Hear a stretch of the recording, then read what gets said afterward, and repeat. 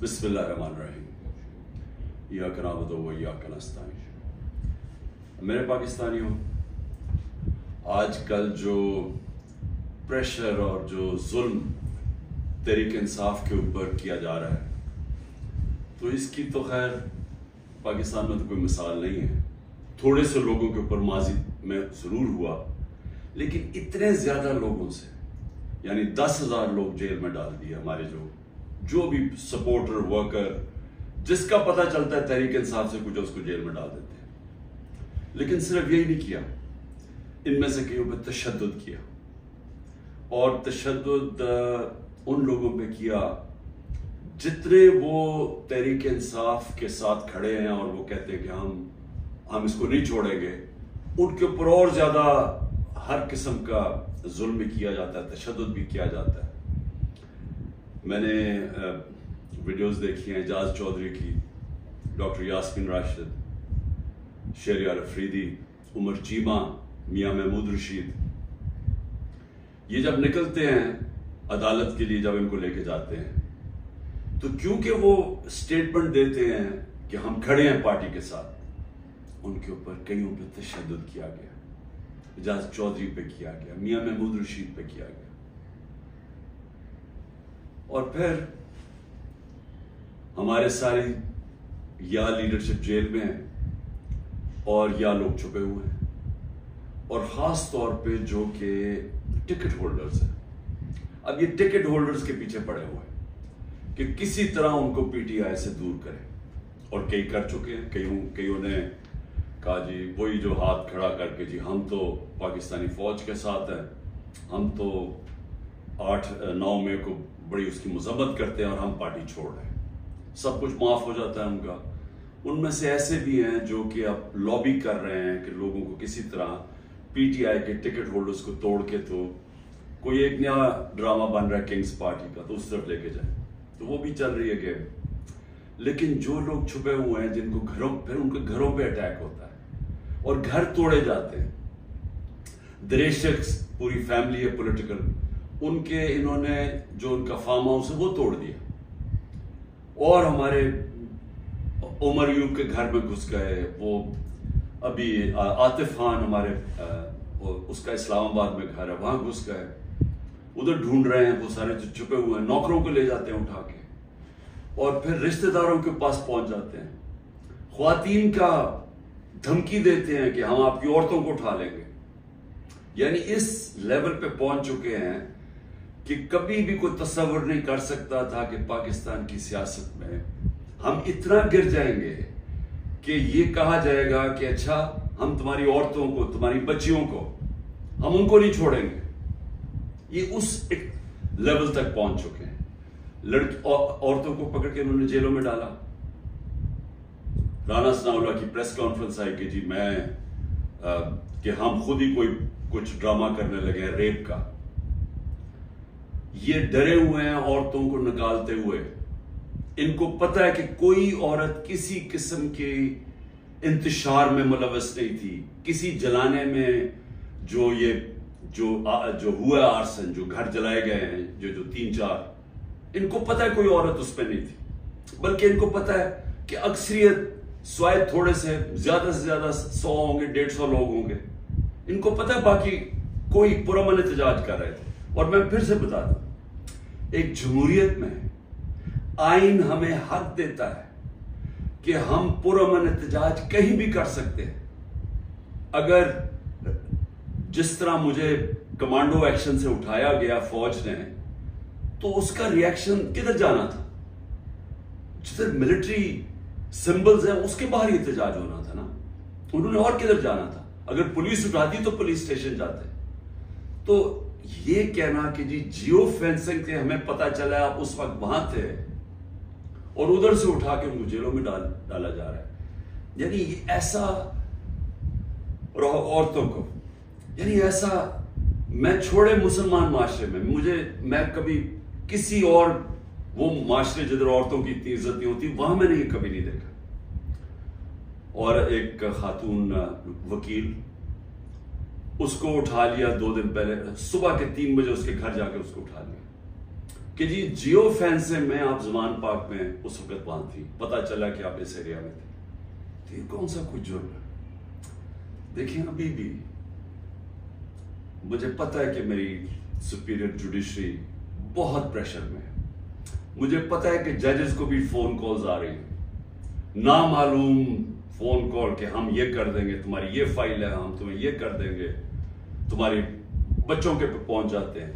یہ مجھے پتا ہے کہ اس وقت جوڈیشری کے اوپر وہ پریشر ہے جو کبھی پہلے نہیں تھا، اور مجھے یہ بھی پتا ہے کہ سارے ملک کے اداروں کو صرف استعمال کیا جا رہا ہے ایک کام سے، کہ کسی طرح تحریک انصاف کو ختم کیا جائے۔ ایف آئی اے کا سارے کام ختم ہے، وہ بھول گئے ہیں کہ شہباز شریف نے 16 ارب روپے کا ایف آئی اے نے اتنا بڑا اوپن اینڈ شٹ اس کا کرپشن کیس پکڑا تھا، مقصود چپراسی والا۔ ایف آئی اے کو پتا ہے کہ 4 وہ گواہ بھی مر چکے ہیں، سب کو ہارٹ اٹیک ہو گیا، ان کو پتا ہے کہ ان کا ایک بڑا زبردست آفیسر ڈاکٹر رضوان وہ بھی ہارٹ اٹیک سے مر چکے، لیکن ایف آئی اے کو کوئی اور کام نہیں۔ تحریک انصاف کے اوپر کیسے کیسز ڈھونڈنے ہیں اور کیسے ان کے لوگوں کے اوپر انتقامی کارروائی کرنی ہے۔ نیب کا کام اب یہ ہو گیا ہے، جب سے وہ ان کے پچھلے نیب کے چیئرمین جنہوں نے کہا کہ میں یہ غلط کام کرنے کے لیے نہیں تیار ہوں، ریزائن کیا، اور سنا نیب نے اس کو سٹینڈنگ اوویشن دی جب وہ جا رہا تھا، اس کی جگہ جس آدمی کو لے کے آئے ہیں، اس کا بھی کام ہے کہ نیب کو استعمال کرو، کسی طرح تحریک انصاف کو ختم کرو، ان کے اوپر کیسز کرو۔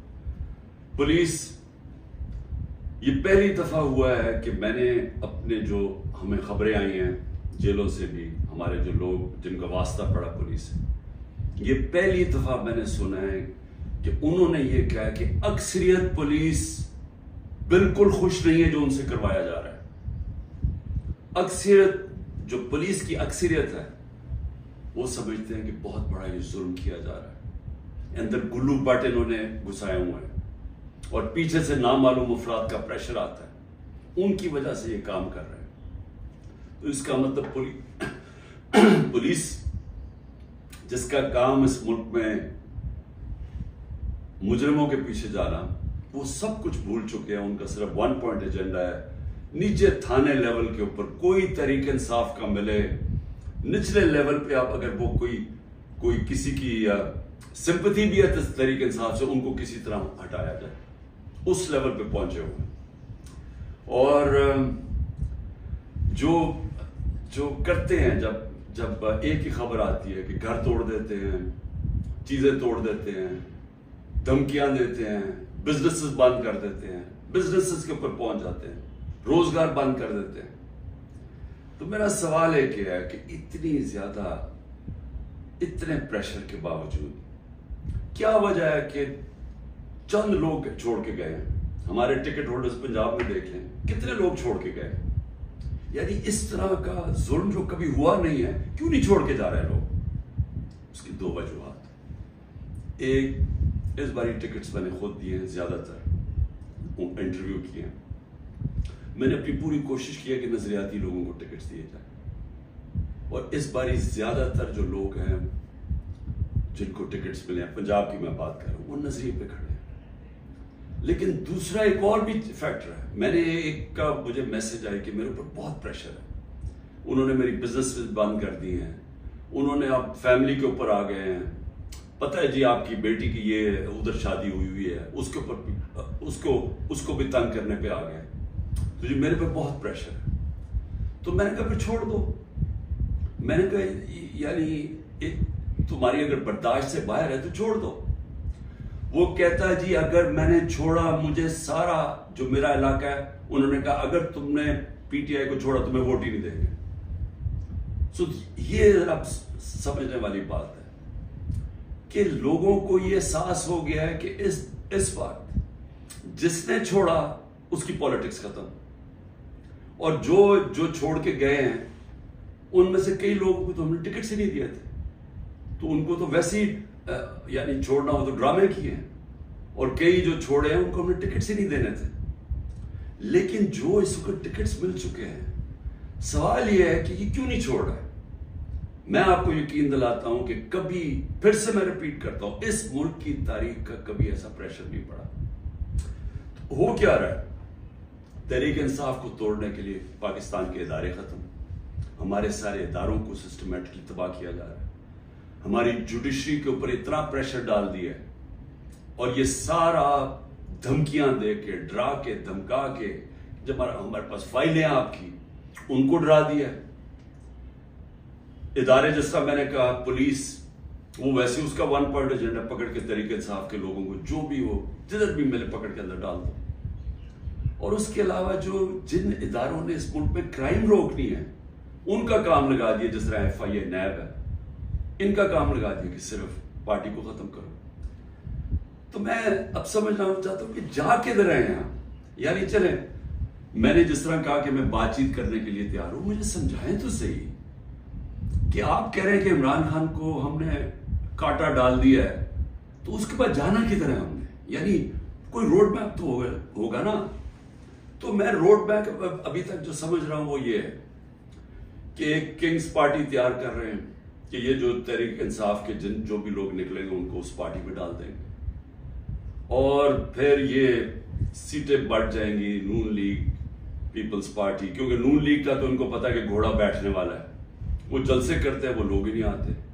پبلک کی ان کو سمجھ آ گئی ہے کہ پبلک نون لیگ، کیونکہ نون لیگ جڑی ہوئی ہے یہ سارے ظلم کے ساتھ، وہ ان کو نقصان، ایک تو اس کا نقصان ہو رہا ہے، دوسرا معاشی طور پہ بیٹھ کے ملک جو روپیہ ہے، جو جس طرح ہر روز روپیہ گر رہا ہے، تو ملک تباہی کی طرف جا رہا ہے، جو مہنگائی بڑھتی جا رہی ہے، تو مہنگائی تو ہر اب انسان کو گھر میں افیکٹ کر رہی ہے، مڈل کلاس کو، ہر تنخواہ دار کو افیکٹ کر رہی ہے مہنگائی۔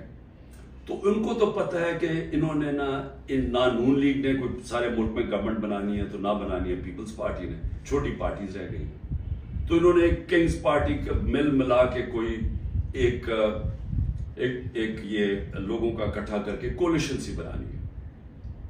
میرا سوال یہ ہے کہ کیا اس طرح کی کولیشن پاکستان کو اس مشکل وقت سے نکال سکتی ہے؟ میں جب سے گورنمنٹ سے نکلا ہوں، میں ایک بات کہہ رہا ہوں کہ جب تک ہمارے ملک میں ایک مضبوط گورنمنٹ، اور مضبوط گورنمنٹ کیا ہوتی ہے؟ یہ نہیں کہ اسٹیبلشمنٹ اس کے پیچھے کھڑی ہے، یہ مضبوط گورنمنٹ نہیں ہوتی۔ مضبوط گورنمنٹ وہ ہوتی ہے جس کے پیچھے عوام کھڑی ہوتی ہے، جو عوام جس کے اوپر اعتماد کرتی ہے۔ یہ لوگوں کو اکٹھا کر کے اور اسٹیبلشمنٹ پیچھے کھڑی ہو جائے، اور کسی کا خیال ہے کہ جو آج پاکستان کو مسئلے مسائل آ گئے ہیں ہم اس میں سے نکل جائیں گے، کوئی اس خوش فہمی میں نہ رہے، کیونکہ یہ صرف ایک پبلک مینڈیٹ سے جو گورنمنٹ آئے گی وہ بڑے فیصلے کرے گی، وہ اس ملک میں اصلاحات کرے گی، وہ اس ملک میں قانون کی حکمرانی قائم کرے گی، اس کے بغیر پاکستان سروائیو ہی نہیں کرتا۔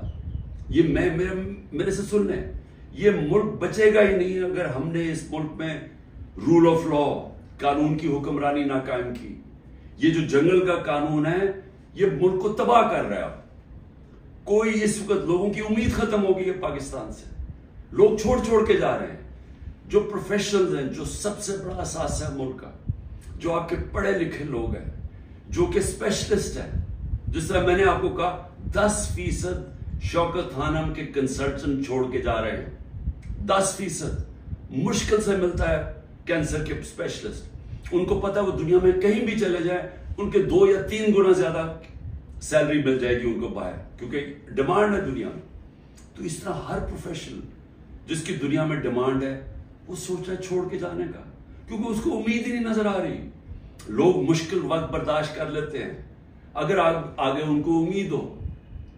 لوگ مشکل وقت برداشت کر رہے تھے، کرونا کے بعد ایک مشکل وقت آیا ہوا تھا، لیکن لوگوں کو نظر آ رہا تھا کہ ٹھیک ہے، حالات بہتر ہو رہے ہیں، معیشت اوپر جا رہی ہے، ادارے فنکشن کرنے شروع کر دیے ہیں، کوئی انٹرفیئرنس نہیں ہے۔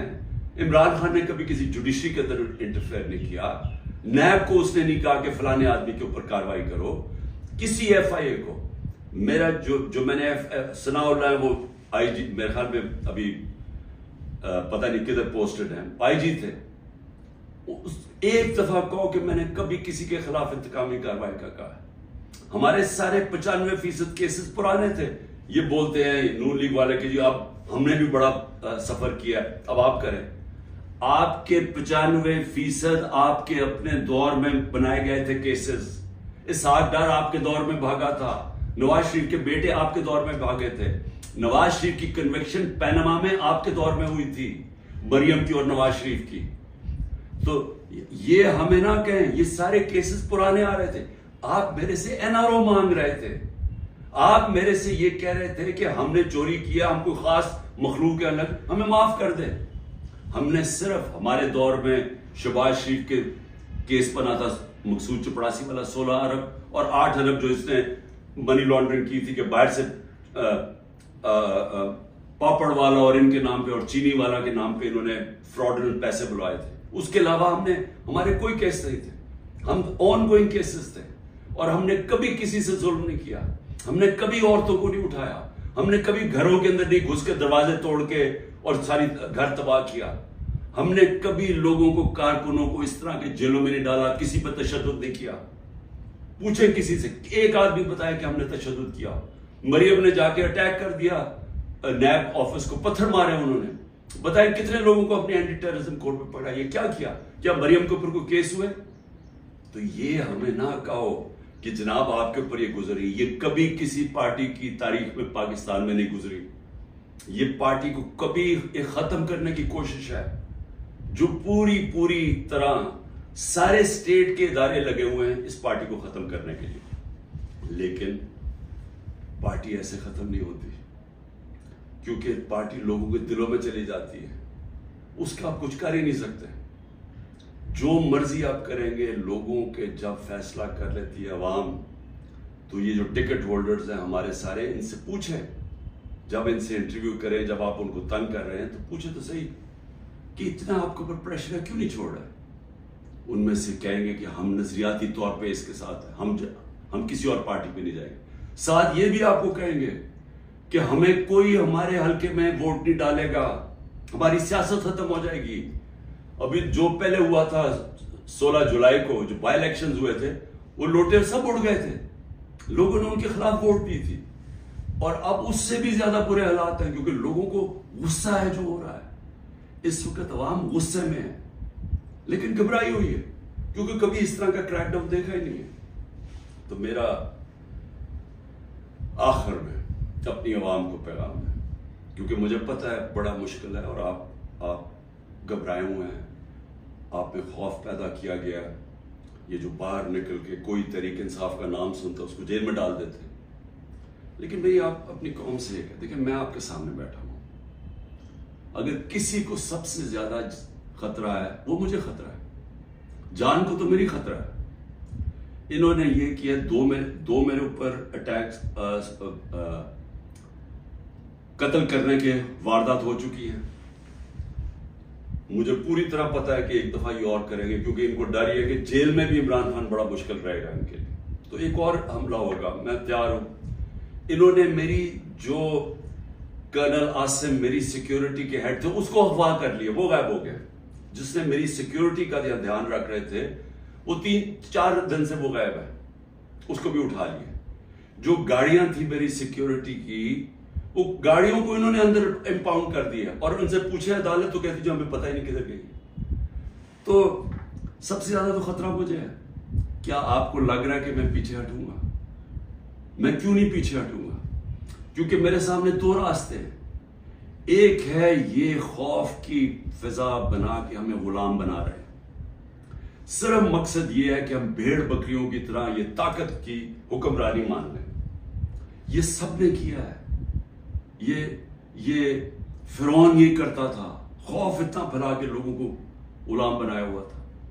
یہ یزید نے کیا تھا، کوفہ کے لوگوں کے اوپر اتنا اس کا خوف تھا اس کے ظلم کا کہ انہوں نے حضرت امام حسین کی مدد نہیں کی. اسلام کا سب سے بڑا جو تکلیف تھے ہر مسلمان کے لیے وہ واقعہ ثانیہ ہونے دیا. ہر دنیا کی تاریخ کا یزید یا ڈکٹیٹر وہ ہمیشہ خوف کے ذریعے لوگوں کو کنٹرول کرتا ہے، انسانوں کو کنٹرول کرتا ہے. اور دوسرا راستہ، ایک تو یہ راستہ ہے کہ میں بھی خوف زدہ ہو جاؤں اور میں ان کے ساتھ میں مان جاؤں، جی ٹھیک ہے سر، یہ جو آپ چاہتے ہیں، ہم آپ کے غلام ہیں. میں نے تو کبھی کسی کو غلامی کی نہیں ہے. میں تو لا الہ الا اللہ میں ماننے والا آدمی ہوں جس نے مجھے آزاد کیا ہوا ہے.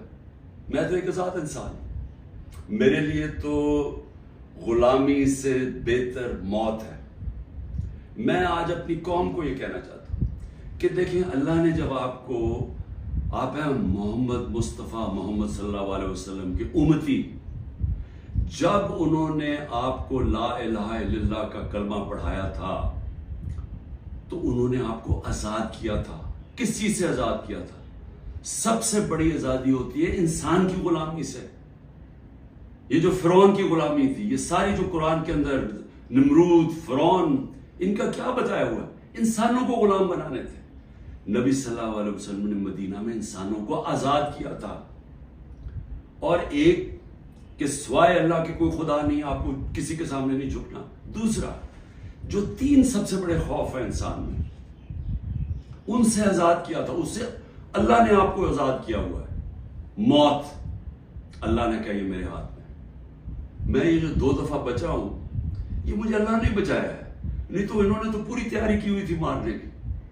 یہ میں آپ کے سامنے ہوں، اور میں جب گھر سے نکلتا ہوں مجھے نہیں پتا کہ اللہ نے کیا فیصلہ کیا ہوا کہ ان کے ہاتھ میں اس نے میری جان لینی ہے نہیں، لیکن میں تیار ہوں اس کے لیے، کیونکہ اس کا وعدہ ہے قرآن میں کہ جب اس نے فیصلہ کر لیا وہ پھر چاہے آپ بھاگ نہیں سکتے موت سے. تو انسان آزاد ہو جاتا ہے اس خوف سے. میں آزاد ہوں. دوسرا، ذلت. یہ جو عورتوں کے اوپر کر رہے ہیں، گھروں کے اندر عورتوں کو چادر 4 دیواری کا نہ سوچنا، اور جو عورتوں کو جیلوں میں ڈالا ہوا ہے اور ڈرے ہوئے ہیں کہ وہ جب نکلیں گی تو وہ کس طرح کی باتیں بتائیں گی، اس لیے ان کو اندر رکھا ہوا ہے. اور 2 بیچاری عورتوں کو لے کے شاپر ان کے سر پر ڈالے ہوئے. یعنی ایسی توہین میں نے کبھی نہیں سوچا تھا کہ اس معاشرے میں ہوگی. لیکن یہ کیوں کر رہے ہیں؟ عورتوں کو ڈرا رہے ہیں کہ آپ پولیٹکس میں نہ آئیں. عورتوں جو 50% آبادی ہے، اس کو جان کے اتنا خوف زدہ کر رہے ہیں ان کے آدمیوں کو کہ ان کو بس گھر میں بٹھا دیں. آپ بس بھیڑ بکریوں کی طرح بیٹھ جائیں، جو مرضی ظلم و ملک میں ہم نے چپ کر کے بیٹھے رہے. ذلت اور عزت اللہ نے اپنے ہاتھ میں اس لیے لی ہے. مجھے جتنا ذلیل کیا، میری بھی ایک ٹرسٹی، آج تک کوئی سوچ سکتے ہیں جس کو ایک آنا بھی نہ ملے ٹرسٹی بننے کا، اس کے اوپر نیب کا کیس اور وارنٹ نکال دیا اس کے، مجھے ذلیل کرنے کے لیے. لیکن کیا یہ ذلیل کر سکے؟ ہر روز وہ جی عمران خان غدار ہے، وہ کھڑے ہو کر لوگ کہتے ہیں، کیا میں ذلیل ہو جاؤں گا؟ لوگ 50 سال سے مجھے جانتے ہیں، کیا وہ مانیں گے کہ عمران خان غدار ہے؟ کیونکہ ذلت اللہ نے انسان کے ہاتھ میں نہیں رکھی. آپ سب کو اس پہ اعتماد ہونا چاہیے. اپنے اعمال سے انسان اپنے آپ کو ذلیل کرتا ہے. اللہ کبھی اس آدمی کو ذلیل نہیں ہونے دیتا جس کو دوسرا آدمی بدنیتی سے دوسرے انسان ذلیل کرے. یہ دنیا کی تاریخ ہے. نہیں تو ہر طاقتور آدمی عزت دار ہوتا اور ہر بیچارہ کمزور ذلیل ہوتا. اور تیسری چیز، رزق. مجھے یہ اعتماد ہے کہ میرا جو بھی ہے وہ اللہ نے دینا. محنت میں کروں، ہاں محنت میں پوری کرتا ہوں، لیکن رزق اللہ دیتا ہے. تو یہ جو گھر توڑ رہے ہیں، لوگوں کے ڈرا رہے ہیں، دھمکا رہے ہیں، اس کا مقصد ہے کیا؟ کہ لوگوں کی رزق کے اوپر جا رہے ہیں نا. لیکن اللہ نے تو کہا ہوا یہ میرے ہاتھ میں ہے. تو یہ جب آپ کو ان 3 چیزوں کے اوپر ایمان ہو جائے گا کہ قرآن میں واضح لکھا ہوا ہے، یہ آپ کو آزاد کر دینے کے خوف سے. یہ جو خوف کے ذریعے غلام بنایا جاتا ہے، اللہ نے یہ 3 چیز اپنے ہاتھ میں اس لیے رکھی ہیں کہ انسان کی غلامی نہ کرے. کیونکہ آزادی کو سب سے زیادہ اہمیت ہے. اپنی آزادی کے لیے جو مرتا ہے اس کو شہید کا رتبہ دیا ہوا ہے. جہاد ہے وہ. اور شہید پیغمبروں کے بعد رتبہ آتا ہے شہید کا، جو اپنی آزادی کے لیے کھڑا ہوتا ہے. یہ ہم اپنی آزادی کے لیے کھڑے ہیں. یہ ہے ایک طرف ہے ان کی انسانوں کی غلامی، یہ جو ظلم کے ذریعے کر رہے ہیں، اور دوسری طرف ہے انسانوں کی آزادی اور ایک عروج اور پرواز اوپر. اور وہ پاکستان جو بننا چاہیے تھا، جو چھوٹے سے قبضہ گروپ نے ہمارا ملک نہیں بننے دیا. اس لیے میں آج آپ سب کو کہنا چاہتا ہوں، مشکل وقت ہے، آزادی کے لیے قربانیاں دینی پڑتی ہیں. ہم سب، میں تیار ہوں قربانی کے لیے. میں اپنی سب سے بڑی تو جان کی قربانی ہے نا، میں اس کے لیے تیار ہوں. لیکن میں کبھی کسی صورت ان کی غلامی قبول نہیں کروں گا، اور میں چاہتا ہوں میری قوم آپ بھی تیار ہو جائے. 20-15 ہزار لوگوں کو جیل میں ڈالا ہے نا. ہم 23 کروڑ لوگ ہیں. کیا 15 ہزار کو سامنے رکھتے ہوئے 23 کروڑ لوگوں کو غلام بنا دینا انہوں نے؟ تو آپ نے کسی صورت یاد رکھیں، یہ اب 2 رائے ہیں. ہم نے اگر اپنے اس وقت اس خوف کے سامنے جھک گئے جو یہ کوشش کر رہے ہیں، یاد رکھیں آپ کی آنے والی نسلیں آپ کو معاف نہیں کریں گی، کیونکہ اس ملک کا پھر کوئی مستقبل نہیں ہوگا. جس طرح آج لوگ چھوڑ کے جا رہے ہیں ملک، نا امید ہو کے پروفیشنل جا رہے ہیں، اس طرح جو یہاں رہ جائیں گے وہ ہمیشہ یاد رکھیں کہ ہمارے جو بڑے تھے، اور میرے بھی، ہم جب بڑے ہو رہے تھے وہ بھی کبھی کھڑے نہیں ہوں اس غلامی کے خلاف، کیونکہ وہ انگریز کی غلامی کے عادی ہوئے تھے. تو انگریز آزادی تو ملی نہیں صحیح طور پہ، ہر وقت طاقت کی غلامی کی ہے یہاں اس ملک میں. یہ ہے وہ وقت ہم اپنی حقیقی آزادی کے لیے جدوجہد کریں.